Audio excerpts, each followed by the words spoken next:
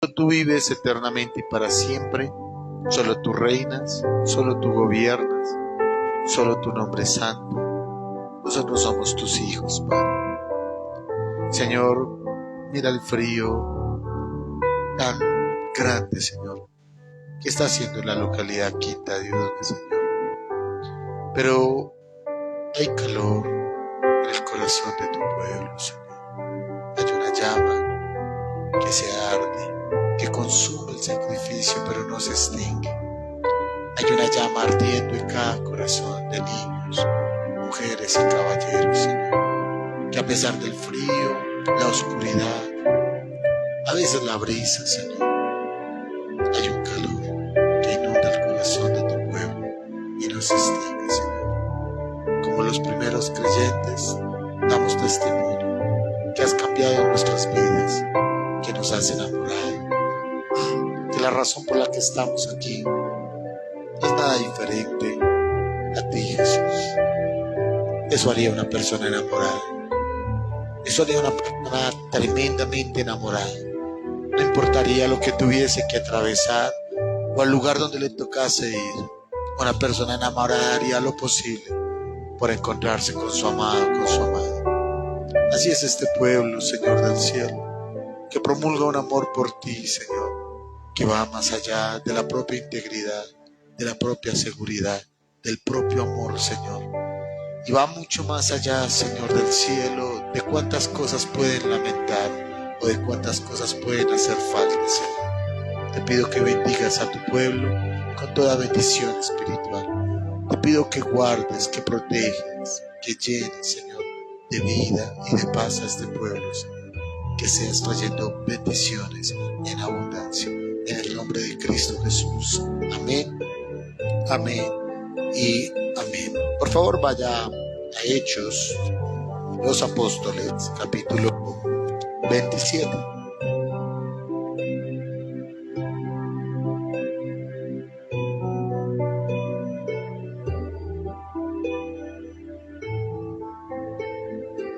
Hechos, capítulo 27.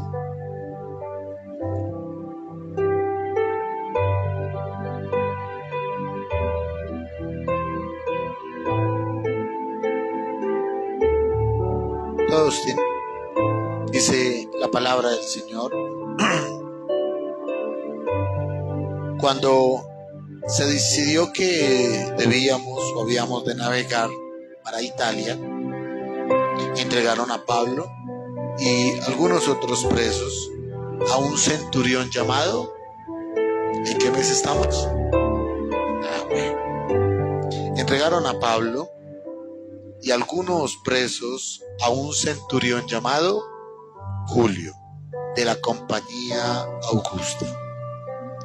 Y embarcándonos en una nave Adramilena que iba a tocar los puertos de Asia, zarpamos, estando con nosotros Aristarco, macedonio de Tesalónica. Al otro día llegamos a Sidón y Julio, tratando humanamente a Pablo, le permitió que fuese a los amigos para ser atendido por ellos. Y haciéndonos a la vela, desde allí navegamos a Sotavento de Chipre, porque los vientos eran contrarios. Habiendo atravesado el mar frente a Cilicia y Panfilia, arribamos a Mira, ciudad de Licia.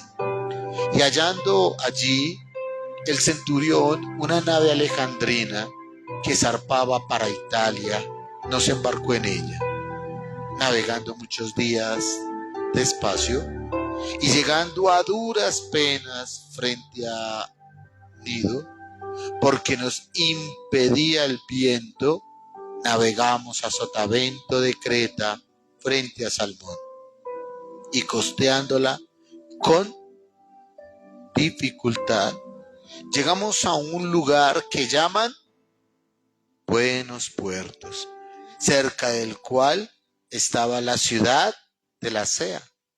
Y habiendo pasado mucho tiempo, siendo ya peligrosa la navegación, por haber pasado ya el ayuno, Pablo les amonestaba, diciéndoles: varones, veo que la navegación va a ser con perjuicio y mucha pérdida, no solo del cargamento y de la nave, sino también de nuestras personas.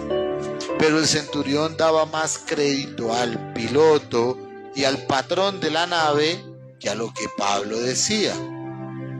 Y siendo incómodo el puerto para invernar, la mayoría acordó zarpar también de allí, por si pudiesen arribar a Fenice, puerto de Creta, que mira al nordeste y sudeste, e invernar allí.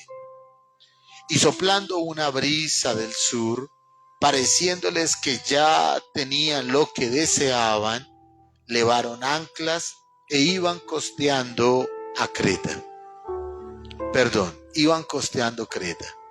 Pero no mucho tiempo después dio contra la nave un ¿qué? Viento huracanado llamado Euroclidón.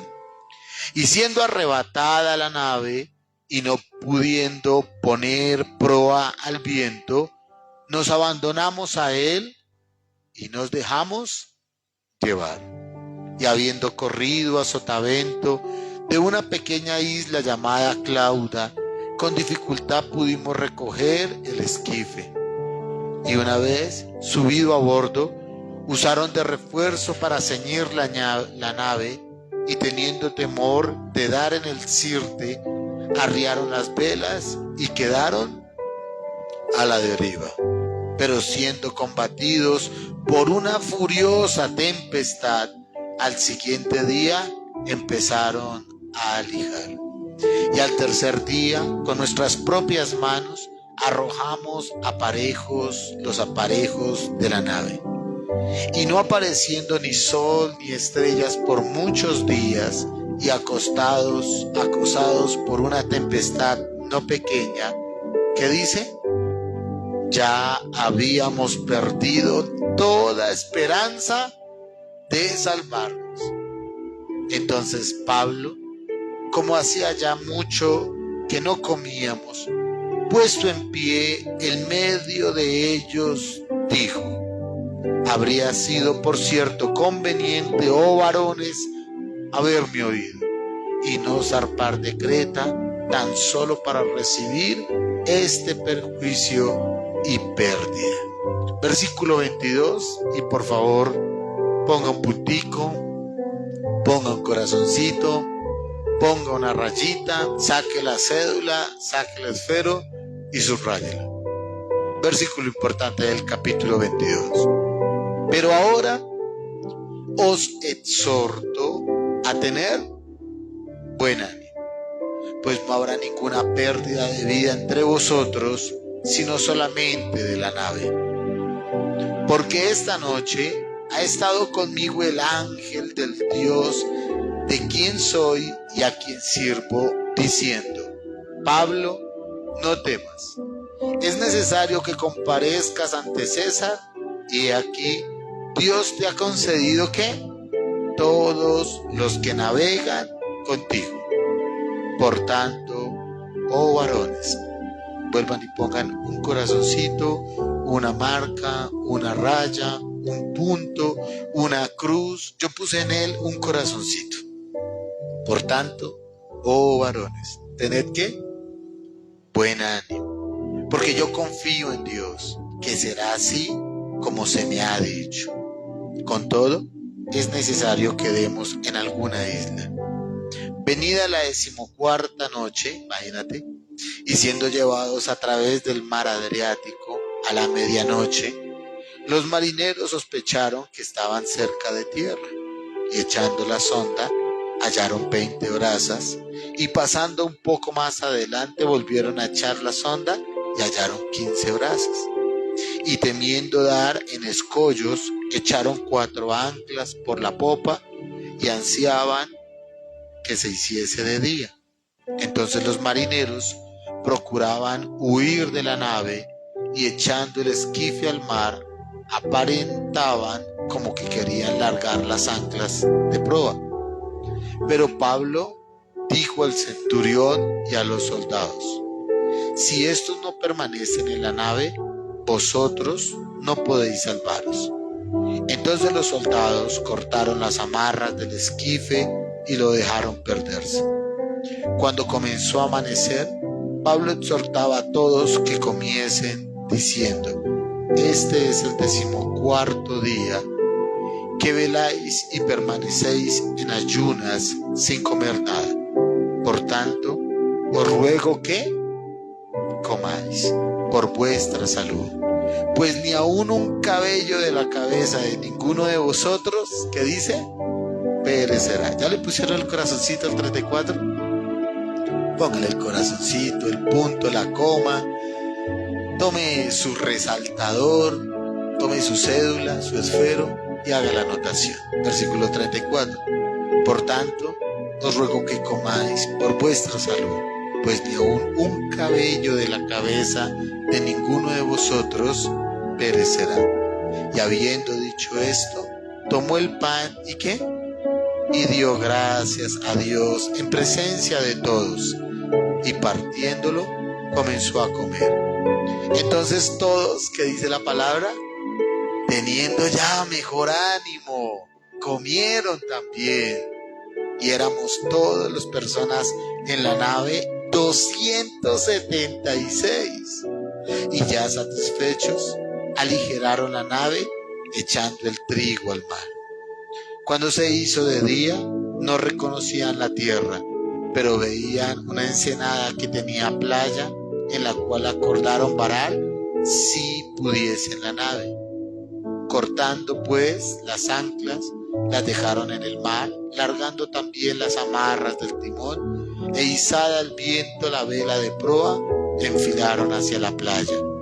Pero cuando en un lugar de 2 aguas hicieron encallar la nave y la proa hincada quedó inmóvil, y la popa se abría con la violencia del mar. Entonces los soldados, ¿qué?, acordaron matar a los presos, para que ninguno se fugase nadando. Pero el centurión, queriendo salvar a Pablo, les impidió este intento, y mandó los que pudiesen nadar se echasen los primeros y saliesen a tierra, y los demás parten tablas, parten cosas de la nave, y así aconteció que todos, ¿qué?, se salvaron saliendo a tierra. Cuando la adversidad se presenta, Hechos capítulo 27. Cuando ya no hay esperanza ni salvación, Hechos capítulo 27. Cuando usted cree que tiene un problema macabro, el macho que no lo puede resolver, Hechos capítulo 27. Cuando usted sienta que tiene un problema donde nadie lo ayuda, donde ya las esperanzas están perdidas, donde ya no hay salvación, donde ya no hay nada que hacer, ni nada que decir, Hechos capítulo 27. Hechos capítulo 27 muestra la travesía. En muchas de sus Biblias aparece como el 4.º viaje de Pablo, pero esto no es un viaje. Solamente imagínense en un viaje de estos tan difícil y tan complejo. A Pablo le aluden 3 viajes misioneros y un viaje a Roma. Este es el viaje a Roma. Y nada más ni nada menos que es su primer carcelazo. No es su primer carcelazo, es uno de sus carcelazos, es en Roma. Y la travesía no es pequeña. Pablo está acostumbrado a viajar por mar, por tierra también, pero pasó por algo supremamente difícil y complejo. En Medellín me encontré con un pastor y le pregunté que si había viajado por tierra o por aire. Y él me dijo: realmente viajamos por aire, pero pasó algo muy complejo en el avión. Y me dijo: una niebla tan terrible en Río Negro que el avión no pudo aterrizar. Y dijo, hizo 5 intentos de aterrizar el avión y no encontraba tierra, y le tocaba volver a coger fuerza y volver a sobrevolar y volver a salir por encima de las nubes, por encima de la niebla. Y dice, y sobrevoló Río Negro por más de 1 hora y media, como un buitre así. Y yo le pregunté, ¿y cómo le fue en el viaje? Me dijo, terrible. Me dijo, la verdad, pastor, yo creía que me iba a morir. Yo creí que nos íbamos a estrellar. Yo creí que era el último día. Y sentía ganas de vomitar de tantas vueltas que dábamos. Y sentí que me iba a infartar y que me iba a morir. Y él dijo, vamos a intentarlo una vez más. Y cuando descendió, él dijo, ya, hoy me muero. Hoy ya es el último día. Y todos en la ventana tratando de mirar tierra. Y entre más descendía la velocidad que ese avión descendía y nadie veía nada. Y dice, y faltando él en sus cuentas, como 5 metros vimos el piso. Y dijo él, casi nos morimos. Todos gritamos y el piloto logró maniobrar y aterrizamos. Y dijo, terrible, pastor, terrible, la peor experiencia de mi vida. En las mismas estaba el apóstol Pablo. El apóstol Pablo tenía una dificultad muy grande, iba preso, pero le cayó muy bien a Julio, y le cayó tan bien a Julio, que Julio le logró dar unos determinados privilegios. Y en el capítulo 28 veremos también que uno de esos privilegios que le dio era que los lugares donde él estaba, los lugares donde llegaban a tierra, lo dejaba ir donde los cristianos que estaban en el sector para que lo pudieran atender. Pero dos cosas son importantes del capítulo, porque realmente después de terminar la carta a los Filipenses vamos a ir a Hechos capítulo 27 y son importantes de resaltar en esta noche. Lo primero que nosotros vemos es el corazón del creyente frente a la adversidad. El corazón del creyente frente a la dificultad. El corazón del creyente con la misma situación que los 200 y punta que iban en el barco. La misma dificultad para todos, la misma adversidad para todos, pero hay algo que hay dentro del corazón del apóstol Pablo que le permite salir adelante y no sucumbir en medio del dolor y de la angustia, y es de no entregarse, confiando tranquila, reposadamente en las manos del Señor. Hay un versículo en la palabra que está en Apocalipsis que dice que cuando nosotros estemos en la presencia del Señor, cuando partamos a la presencia del Señor, dice la Escritura que Él enjugará toda lágrima. Significa que Él limpiará, que Él quitará y que allá no volverá a haber llanto ni dolor, que el que está allá no volverá a sentir tristeza por lo que quede acá en la tierra, que la persona que parta al cielo no volverá a sentir dolor por las cosas que dejó sin hacer, un CDT que dejó en el banco y no resolvió, unas propiedades que no logró escriturar, una verdad que tenía que tal vez decir, o en fin, no sé qué cosas habrá en el corazón de las personas para cuando lleguen al cielo. Pero habrá una situación muy especial en el cielo, y es el momento y la seguridad en que Cristo limpiará toda lágrima, enjugará toda lágrima, limpiará toda lágrima, y no volverá a haber llanto ni dolor. Y es la situación especial a la que estamos todos los que esperamos estar un día en la presencia del Señor. Pero es allá en el cielo donde se enjugará toda lágrima. Aquí en el cielo todavía tenemos muchas lágrimas que derramar. Aquí en la tierra todavía tenemos muchas lágrimas que vertir, y habrá muchas cosas que acosarán, entristecerán nuestras vidas. Lamentaremos profundamente que muchas de ellas nos sucedan a nosotros, a nuestros hijos o a las personas que amamos. Pero como no estamos en el cielo, todavía las lágrimas no serán enjugadas. Todavía las lágrimas no serán limpiadas en su totalidad, sino que tendremos que ver el dolor, el llanto y la tristeza muchas veces en nuestros corazones. Pero surge aquí lo que hay dentro de nosotros, porque en los momentos de presión y de duda, de incertidumbre, es el momento donde realmente sale lo que nosotros realmente tenemos dentro, de lo que fuimos preparados, lo que Dios ha puesto en nuestros corazones, la mucha fortaleza que tenemos en la palabra, la mucha fortaleza, la confianza que tenemos en el Señor. En los momentos de duda, de adversidad, en los momentos complejos, es cuando muestran realmente quiénes somos nosotros y qué es lo que Cristo ha hecho en nosotros. Por eso yo llamo a la iglesia a pedirle, a solicitarle pilas donde ponen su confianza. Porque nos pasó en un lugar donde estuvimos, en una isla, donde nos presentaron a la adoradora y nos decían: pastor, le presento a la adoradora. Y la adoradora era una mujer con una voz, si no era tenor, era soprano. Y tenía una voz única, una voz espectacular y cantaba, Dios mío. Y la utilizaban en muchos lugares, en muchas iglesias, y la llevaban a muchos lugares a compartir la palabra, a cantar, y cantaba realmente muy bonito. Pero nosotros conocimos su casa.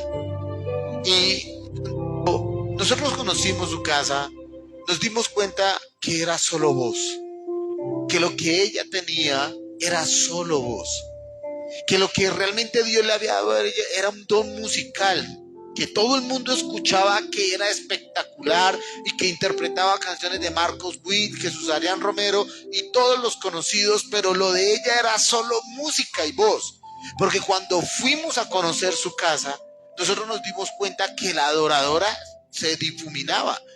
No había adoradora en la casa. Había un desorden tan macho que yo creo que es uno de los lugares más desordenados donde yo he estado. Una desobediencia tan grande, una forma de responder a sus padres, una cosa que yo dije: ve, pero mira, esta es la adoradora. Esta es la que todo el mundo aplaude, aclama, la que todos los familiares aman. Yo mira y dije: mire la adoradora, miren la vida de la adoradora. Y en ese momento yo empecé a darme cuenta de algo que es bien particular. Y es que nosotros hemos olvidado refugiarnos en la palabra por irnos a refugiar en las canciones. Cuando yo me siento triste, yo pongo una canción de adoración y yo encuentro socorro, aliento y fortaleza en una canción de adoración. Cuando yo me siento triste, yo voy donde mi mamá o voy donde alguien que esté cercano a mí a que me intente o me pueda dar un determinado consuelo.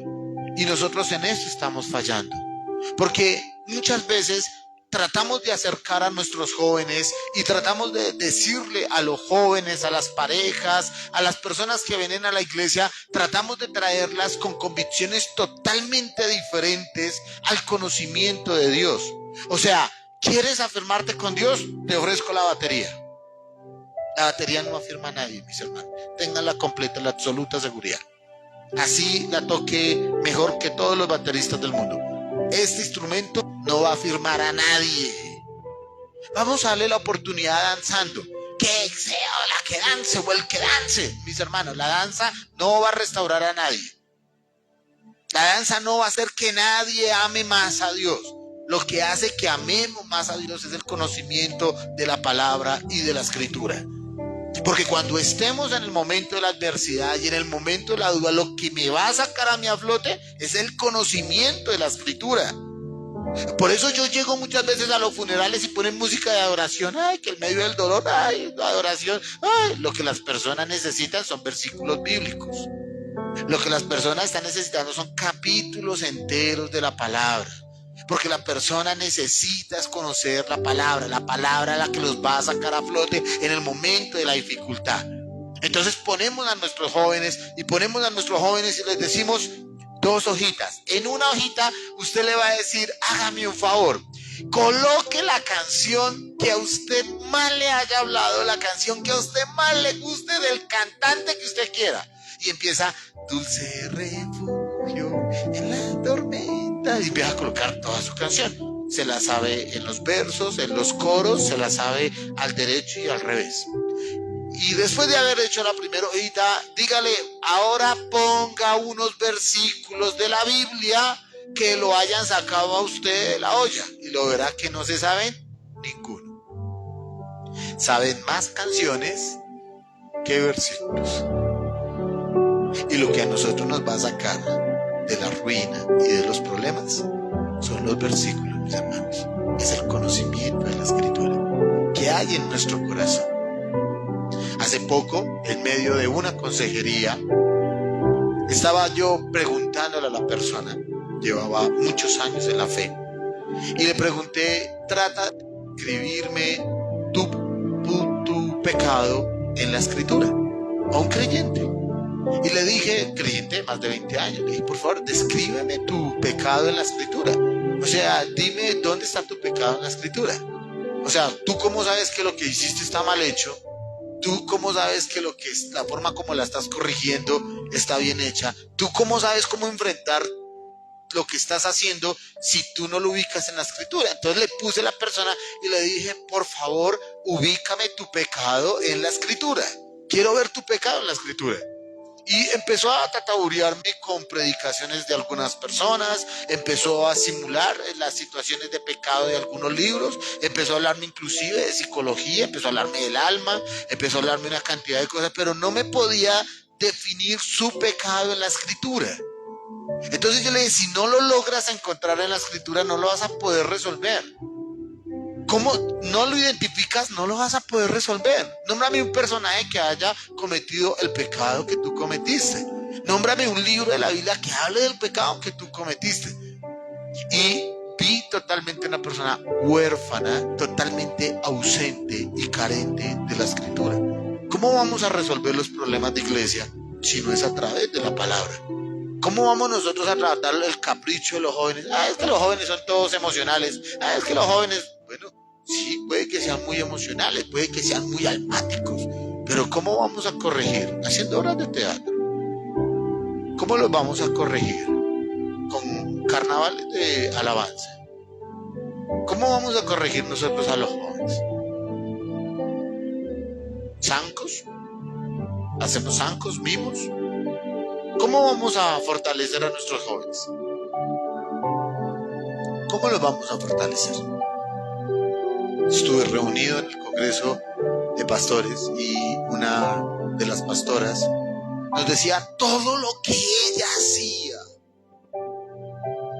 para poder predicar el Evangelio. Y llegó un punto en el que yo no sabía si estábamos hablando de un circo o de una iglesia, mis queridos hermanos. Y después de tantas luces, ¿qué queda en el corazón de los jóvenes? ¿Qué queda en el corazón? ¿Esto queda? ¿O quedan las luces? Porque las luces van y vienen. Los predicadores van y vienen. Los cantantes van y vienen. Todos los días nace uno nuevo. Todos los días alguien está haciendo una canción muy bonita para ganarse un Grammy. Todos los días. ¿Qué queda en el corazón, mis hermanos? ¿Esto es lo que queda en el corazón? ¿Esto es lo que enseñamos en nuestras células? ¿Esto es lo que enseñamos en nuestros púlpitos? ¿Con esto es que estamos haciendo llegar a los pecadores? Si esto es con lo que estamos haciendo llegar, vamos a triunfar. Hay salvación y vida eterna en estas palabras. La fe viene ¿por qué? Por el oír ¿qué? La palabra. La fe solo viene por una razón, y es oír su palabra. ¿Qué hay en su corazón para salir en el momento del dolor, de la angustia y de la crisis? ¿Qué hay?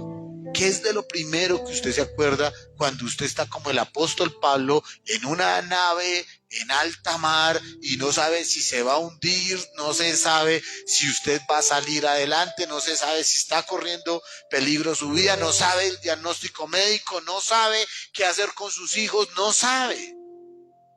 ¿Qué va a hacer usted?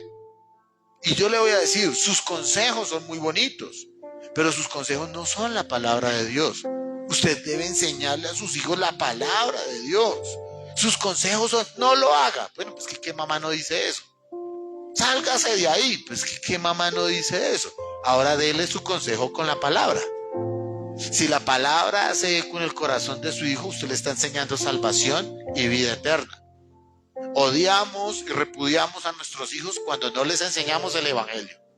Repudiamos totalmente a nuestros hijos cuando no les enseñamos el Evangelio a nuestros hijos. Amamos a nuestros hijos cuando les enseñamos el Evangelio. Amamos a nuestros hijos cuando los ayudamos a caminar con Cristo. Amamos a nuestros hijos cuando cultivamos en ellos la pasión por la Escritura. Ese realmente es el amor que nosotros tenemos por nuestros hijos. Pero no podemos desarrollar músicos. ¡Wow! El músico. Y el músico no sabe nada de la Biblia. ¿Qué estamos haciendo? Esto no es el Conservatorio Nacional. Esto no es la Sinfónica de Bogotá. Realmente nosotros no estamos formando músicos. Este no es el Conservatorio Nacional. No tenemos ningún interés en una escuela de pianistas, de saxofonistas, de bateristas, de guitarristas, de nada de esas cosas. Créame, mi hermano. Las personas deben venir a la iglesia con una razón fundamental.